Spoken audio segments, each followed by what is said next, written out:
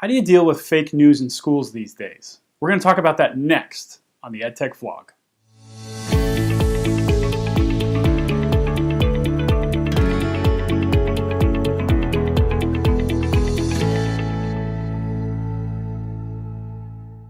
Hi, I'm Dr. Matt Harris, and this is the EdTech vlog. Today we're going to address a topic that seems to be pervasive across news outlets and social media all over the world these days, and that is fake news.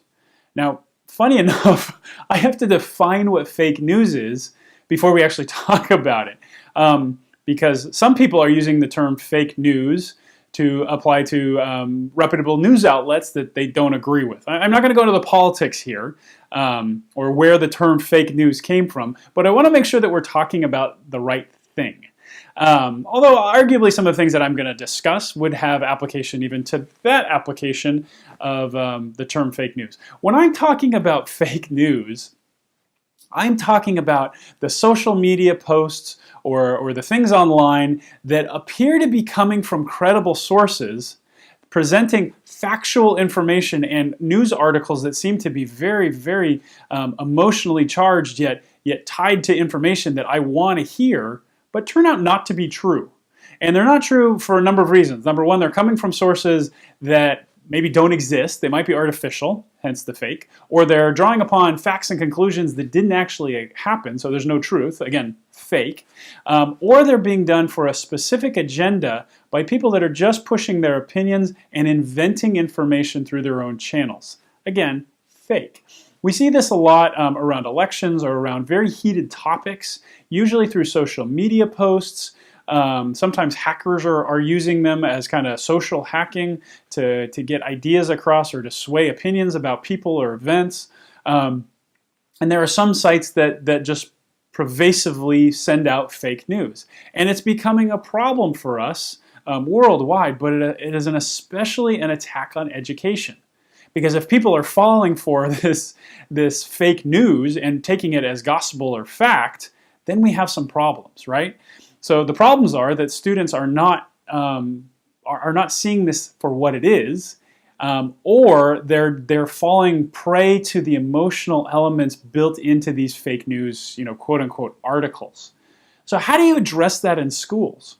And it's interesting because when we address it in school, we have to take it from an unbiased approach for a very biased medium.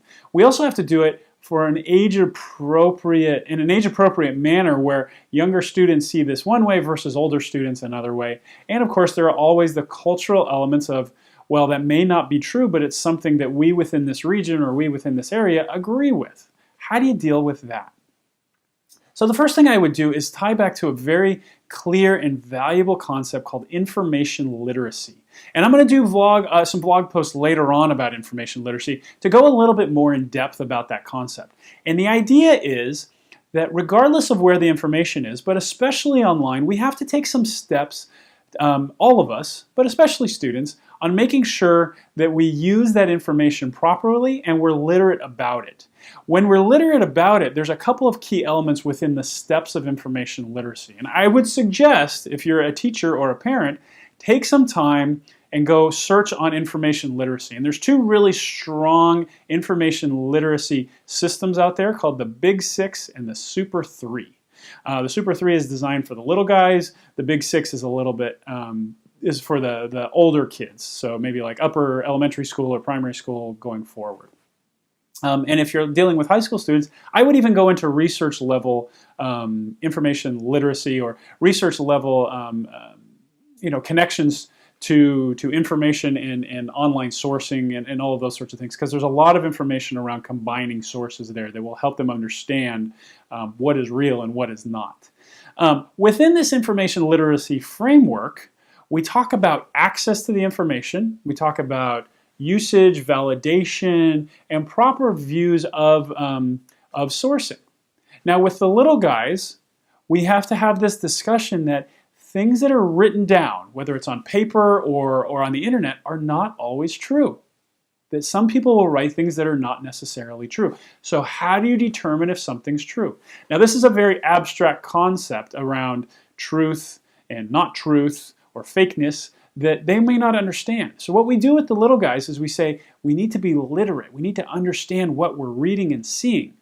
Is it like a story where it's made up like fiction? Is it nonfiction where somebody's telling us exactly how it goes, how things are?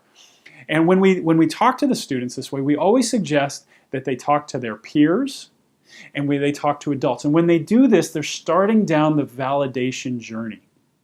And what we want is students to be able to look at information, and whether it resonates with them emotionally or not, we want them to check where the information came from and can they validate that with a secondary or tertiary source. So starting with adults who they trust to be unbiased, whether we are or not, is a start down that journey for the really little guys.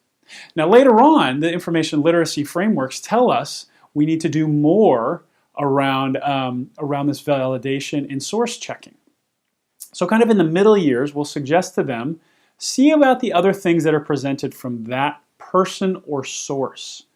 And so what I suggest that we do, especially with students on social media or in articles, is look where it's posted. Have you ever seen Politico before? Okay, you have. Great. Let's go look at what Politico does. Or let's go look at what that author has written in other spaces. Are they being biased? Are they only talking about one or two subjects? That will give us some pause. We'll need to think about that. And oftentimes with these fake news articles, the name of the URL looks really impressive, like the New York Insider Politics or something like that. But that's not a real publication.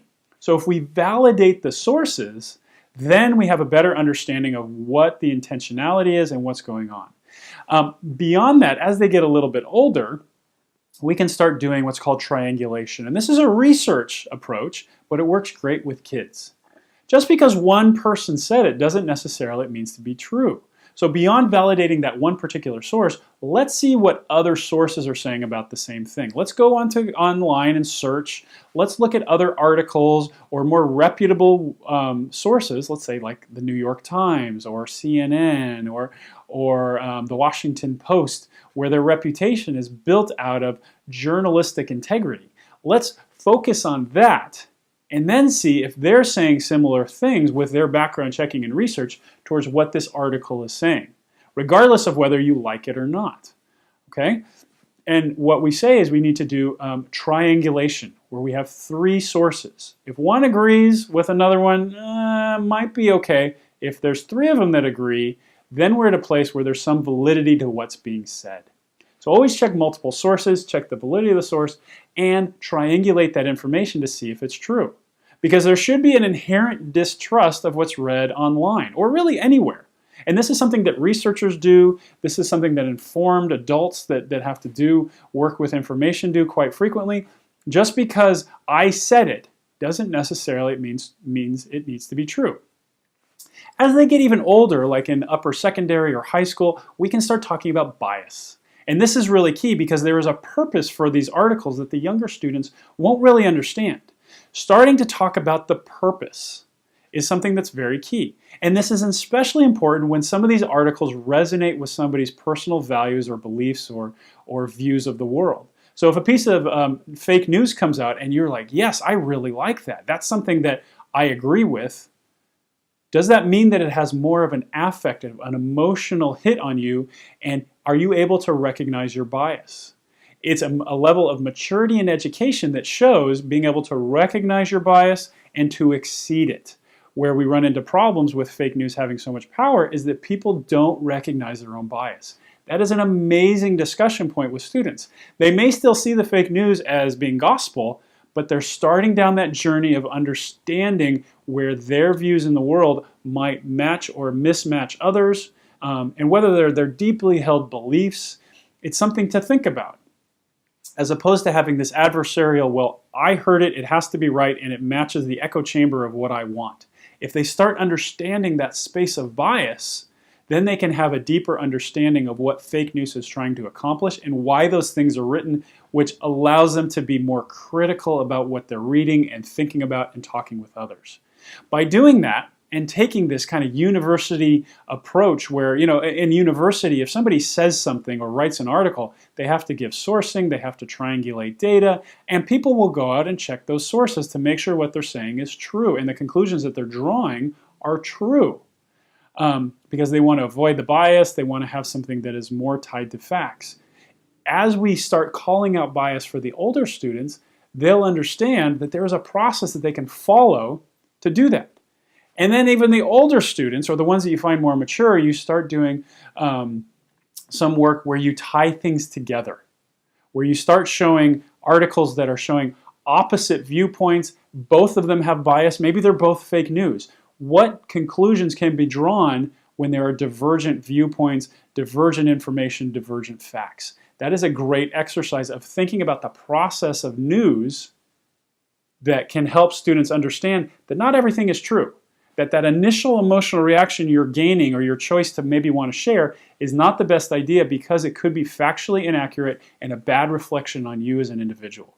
That progression of starting with the little ones and moving forward and calling out what is right and wrong in terms of the validity of news articles and available information is something that can be done by any teacher, regardless of where you are, regardless of your own personal beliefs, regardless of whether fake news is a problem or not a problem, or supports or pushes against your personally held beliefs. It's a valuable exercise that will create a more informed set of students that won't be bamboozled by these sorts of things. And then fake news, over time, will just fall apart as something that's not important. It's when students are not educated and only reading based on emotion and affect, rather than having that critical eye, that we run into the real problems. So you as a teacher, I would suggest, call it out. Talk about these things. Have a discussion about what's true and not true and what fake news really is and isn't. Don't just let it affect the students based on their emotions that are happening in the classroom. Okay? I hope that was helpful. Hey, do me a favor. Down below here, there's a button. Please click on the button and you can subscribe to my channel. I'll talk about other things related to digital citizenship, uses of information literacy, ways of doing these things in the classroom that can be very helpful to you as a teacher, or maybe a parent, or maybe even a student. I don't know. But come back, see some of my other videos, and we'll talk about these things regularly. Or if you want to connect with me directly, go to Twitter and follow me. My handle is at Matt Harris, EDD. And I talk about a number of things related to modern education, 21st century learning. I have some of these discussions around fake news with schools, and in my work, doing a lot of work around digital citizenship, this obviously is something that comes up quite frequently. So please connect with me there, send me a note, and let's start the dialogue, okay? All right, well, thank you very much for listening. I hope you have a great day.